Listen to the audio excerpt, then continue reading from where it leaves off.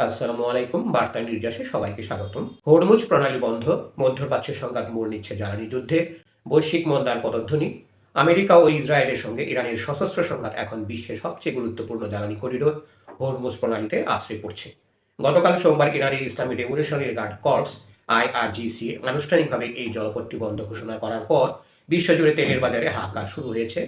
গত শনিবার ইরান ভূখণ্ডে আমেরিকা ও ইসরায়েলের যৌথ অভিযান অপারেশন এপিক ফিউরির প্রতিশোধ হিসাবে তেহরান এই কঠোর পদক্ষেপ নিয়েছে।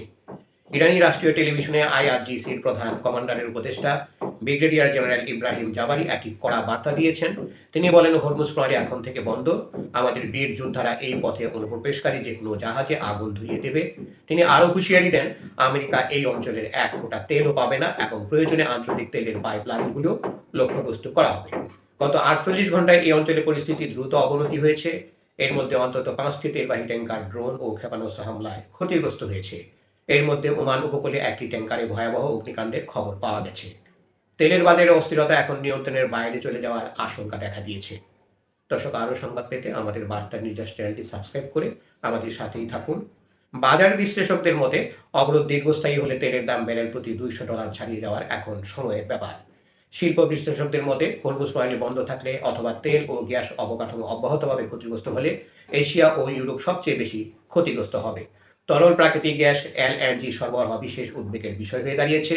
বিশ্বের 1/5 এলএনজি হরমুজ প্রণালী দিয়ে যায়। কাতার এই এলএনজির রপ্তানির 90% ওমান ও ইরানের মধ্যবর্তী সংকীর্ণ এই সমুদ্র পথ দিয়ে পরিবহন করে।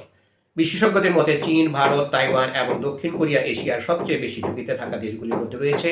বর্তমানে এই সংকট কেবল একটি আন্তর্জাতিক যুদ্ধ নয়, বরং বিশ্ব সরবরাহ ব্যবস্থাকে এক দীর্ঘস্থায়ী স্থবিরতার দিকে ঠেলে দিচ্ছে। ওয়াশিংটন ও তেহরান কোনো পক্ষই ছাড় না দেওয়ার এক ভয়াবহ বৈশ্বিক মন্দার আশঙ্কা ঘনীভূত হচ্ছে। ধন্যবাদ সবাইকে এতক্ষণ ধরে আমাদের সাথে থাকার জন্য। আরও সংবাদ পেতে আমাদের বার্তা নিউজ চ্যানেলটি সাবস্ক্রাইব করে আমাদের সাথেই থাকুন।